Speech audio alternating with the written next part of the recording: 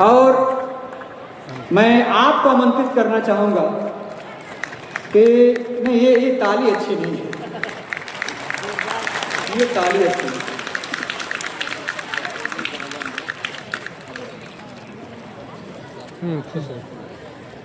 भले मेरे पीछे जमाना पड़ेगा, मगर तुम बुलाओ तो आना पड़ेगा।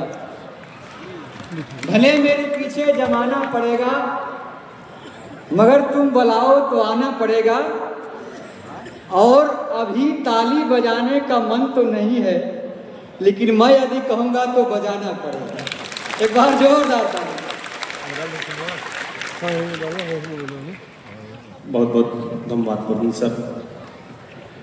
सबसे पहले भारत के राष्ट्रीय ध्वज तिरंगे को नमन करते हुए मैं भारत के राष्ट्रीय धर्म ग्रंथ भारतीय संविधान को नमन करता हूँ। साथ ही साथ समय को देखते हुए मंच पर उपस्थित मैं तमाम अतिथियों का नमन वंदन करते हुए सामने बैठे पिता पितामह बुजुर्गों, नौजवान साथियों, माताओं एवं बहनों, आप सबको मैं सम्राट अशोक क्लब खासकर बिहार प्रदेश की तरफ से आप सबका हार्दिक अभिनंदन वंदन करते हुए आप सबको नमन वंदन और नमो बुद्धाय करता हूँ। आज मैं ज्यादा नहीं बोलूंगा। भीष्म सर एक शेर बोल करके गए कि आज बादलों के दरमियान एक साजिश हुई, मेरा घर मिट्टी का था और मेरे ही घर बारिश हुई। अगर बादलों को जिद है बिजलियां गिराने की, तो मेरी भी जिद है अपना आशिया वही बनाने की। ये बड़ा इशारे में बड़ा कुछ कह गए। और मैं ज्यादा ना बोलते हुए हम सबके गार्जियन अरुण शांतनु जी और सामने शायद करमजीत आजाद जी भी बैठे हैं, मैं सिर्फ ये बता दूं कि इसके पहले भी इसी हॉल में एक बहुत बड़े कार्यक्रम का आयोजन हुआ था। और मैं बता दूं कि इस हॉल में जितने लोग अभी बैठे हैं उतने ही लोग हमने उस कार्यक्रम में दिया था। तो निर्णय ले लीजिए कि इतने लोग हमने दिया था तो उस कार्यक्रम में कितने लोग उपस्थित हुए थे। इससे सम्राट अशोक क्लब की ताकत का एहसास होता है। साथियों, भीष्म सर ने बोला कैसे हम लोग सर्वधर्म संभाव की बात करते हैं और कैसे हम लोग संबंधों को मधुरतम बनाने की बात करते हैं। और जब संबंधों को मधुर बनाने की बात होती है तो अनायास वहां सम्राट अशोक क्लब की, सम्राट अशोक महान की बात ना हो तो बात अधूरी हो जाती है। और सम्राट अशोक से संबंध मधुर बनाने के लिए एक काम क्या, एक मूलभूत उनका सूत्र था। और या बुद्ध काल को ले या अशोक काल को ले, बुद्ध या अशोक काल में प्रतिमा बनाने की परिपाटी नहीं थी। सम्राट अशोक के समय में भी और बुद्ध के समय में भी प्रतीक बनाए जाते थे और हम लोग प्रतीकों का सम्मान करते थे। और आज के परिवेश में हम लोग प्रतीक न बना करके प्रतिमा बना रहे हैं और हम अलग अलग संप्रदायों में बंटते जा रहे हैं। और यही वजह है कि हमारे संबंध कभी मधुर नहीं बन पा रहे हैं। तो हमें जब संबंधों को मधुर बनाना हो तो हमें प्रतिमाओं के तरफ कम और प्रतीकों के तरफ ज्यादा जाना होगा। और ये बात सम्राट अशोक महान ने आज से 2000 वर्ष पहले समझ लिया था और प्रतीक न बना करके 84,000 शिलालेख और स्तंभ लेख के रूप में प्रतीक बना देने का काम किया। और साथियों, उन्होंने हम लोगों को बता दिया, उन्होंने हमें बता दिया कि प्रतीक बनाने से और प्रतिमा बनाने से क्या क्या हो सकता है। उन्होंने बताया कि दो तरह के चीज होते हैं, एक प्रतीक होते हैं और एक प्रतिमा होते हैं। और ये दोनों भी दो तरह के चीज होते हैं। हम प्रतीक दो तरह से बना सकते हैं।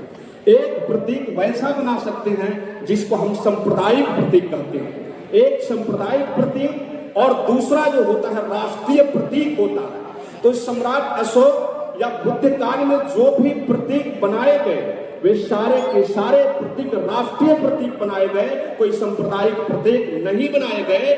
और इसीलिए जितने तरह के शिलालेख हो, स्तंभ लेख हो, राष्ट्रीय ध्वज हो, राष्ट्रीय जितने प्रतीक हैं वो मधुरतम संबंध बनाने के लिए और सभी धर्म संप्रदाय के लोगों को एकता को रखने के लिए एक बहुत बड़ा उपकरण हम लोगों के समक्ष सम्राट अशोक महान ने दे दिया और उन्होंने बताया कि देश को कैसा बनाना, देश को राष्ट्रीय बनाना चाहते हैं, देश के लोगों को राष्ट्रीय बनाना चाहते हैं, उनके मन में राष्ट्रीयता का भाव भरना चाहते हैं, तो हमें बेशक राष्ट्रीय प्रतीक ही बनाना होगा।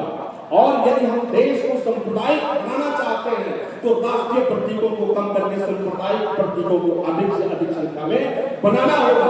अब निर्णय हमको लेना है और आपको लेना है, इस देश को कैसा बनाया जाए, सांप्रदायिक बनाया जाए या राष्ट्रीय बनाया जाए। यदि हमें इस देश को राष्ट्रीय बनाना है तो हम राष्ट्रीय प्रतीकों की बात करें और इस देश को सांप्रदायिक बनाना है तो बेशक हम सांप्रदायिक प्रतीकों का बात करें। और आज की परिस्थिति ऐसी हो गई है कि आज के बड़े बड़े लोग भी मंच और माइक के माध्यम से सांप्रदायिक बात और सांप्रदायिक नारे लगा करके और अपने लोगों को एकजुट करने का काम कर रहे हैं। और सम्राट अशोक क्लब इसीलिए काम कर रहा है इस देश से सांप्रदायिकता खत्म हो और राष्ट्रीयता की भावना जन जन तक। ये सम्राट अशोक क्लब का उद्देश्य है। तो निर्णय हमको लेना है कि हम अपने गांव में, गली में, शहरों में हम क्या बनाएं। और सम्राट अशोक क्लब इसी कारणों को लेकर के देश के विभिन्न प्रांतों में और विभिन्न जिलों में अनेकों राष्ट्रीय प्रतीकों का स्थापना करने का काम किया है ताकि देश का सर्वधर्म समभाव की जो भावना है वो बनी रहे और हम लोग एक साथ मिलजुल करके काम करते हैं, जैसे ये मंच को हम लोग एक साथ सजाने का काम किया। साथियों, सम्राट अशोक ने जो महिलाओं का सम्मान दिया उसी का प्रतिबिंबित करता हुआ ये मंच हम लोगों ने सजाया है। आज आप देखेंगे तो मंच पर 12 लोगों की संख्या में हम लोग बैठे हैं और 12 लोगों में से 4 महिलाओं को हमने जगह दिया है, 4 महिलाओं को जगह दिया है, जो प्रतिशत निकाले तो 33% के करीब आ जाती है। और हमें लगता है कि इसकी संख्या हम लोग आने वाले दिनों में और बढ़ाने का काम करेंगे। बड़े भी चाहे कोई बड़ा मंच बना ले, बड़े लोग उस पर बुला ले, लेकिन आप देख लें कि जो हमारा मंच बना हुआ है उस पर 3 महिलाएं ऐसी बैठी हुई हैं। माननीय सुधा वर्गीय जी, जिसको कलाम साहब ने अपने क्षेत्र के उत्कृष्ट काम करने के लिए इन्होंने पद्म श्री सम्मान दिया। बहन नम्रता जी बैठी है और जहां भी बैठे हैं, ये तीनों लोग शिक्षा से जुड़े लोग हैं और शिक्षा का दीप जला करके देश की एकता और अखंडता को बनाने के लिए अनवरत काम करने का काम कर रहे हैं साथियों। इसलिए सदन की तरफ से इनके लिए जोरदार ताली होनी चाहिए, इन महिलाओं के लिए, इन बहनों के लिए। और मैं ये बात बता दूं कि आज हम लोग सम्राट अशोक महान जन्मोत्सव मनाते हैं और उसमें हम लोग अखंड भारत का बृहद भारत की प्रतिमा हम लोग डिस्प्ले कर रहे हैं। ये अखंड भारत की बात कहते हैं। तो जिस तरह से हमारे देश में विभिन्न तरह के प्रतीक हैं, एक राष्ट्रीय प्रतीक है, विभिन्न तरह के दिवस मनाए जाते हैं, वो बाल दिवस मनाए जाते हैं, वो शिक्षा दिवस मनाए जाते हैं, कुछ दिन पहले बिहार दिवस मनाई जाए, तो मुझे लगता है कि इस देश के नाम पर भी ये दिवस होना चाहिए और देश के नाम पर इस देश का एक दिवस हो जिसे भारत दिवस कहा जाना चाहिए। साथियों, इस देश में हर तरह के दिवस मनाए जाते हैं, लेकिन भारत दिवस अभी नहीं मनाया जा रहा है। और वो भारत दिवस कब होना चाहिए? जो इस देश को, भारत को विश्व विजयी बनाने का काम किया हो, उसके जन्मदिन को यदि हम भारत दिवस के रूप में प्रतिवर्ष मनाएं तो लगता है कि देश में एकता अखंडता बरकरार रह सकेगी। तो हम लोग संकल्प लें कि अब इस दिवस को हम लोग आने वाले दिनों में भारत दिवस के रूप में मनाएं। दूसरी बात मैं ये बता दूं कि सांप्रदायिकता की बात होती है और राष्ट्रीयता की बात होती है। एक प्रश्न बार बार आता है सम्राट अशोक के बारे में और बुद्ध के बारे में कि सम्राट अशोक ने कलिंग युद्ध के बाद बुद्ध के धर्म को अपनाया था और ये बताई जाती है कि गौतम बुद्ध ने बुद्ध धर्म का स्थापना किया, जो इतिहासकारों के द्वारा सरासर भ्रम फैलाया जा रहा है हमारे बीच, ताकि बुद्ध को भी एक धार्मिक व्यक्ति बना दिया जाए, अशोक को भी एक धार्मिक व्यक्ति बना दिया जाए, लेकिन ऐसा हुआ नहीं। हम बता दें, बहुत सारे इतिहास की समझ रखने वाले लोग यहाँ उपस्थित होंगे साथियों, और बुद्ध को आप धर्म के रूप में बताते हैं, लेकिन बुद्ध के समय में बुद्ध धर्म नाम का कोई धर्म उस समय था ही नहीं।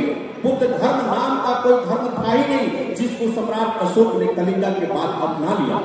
बुद्ध एक धर्म नहीं है, बुद्ध तो एक विचार है, एक कंसेप्ट है, एक दृष्टिकोण है, एक दर्शन है, एक विज्ञान है, जिसको कलिंग युद्ध के बाद सम्राट अशोक ने अपना लिया और इस देश भारत को विश्व विजेता का खिताब दिला दिया साथियों।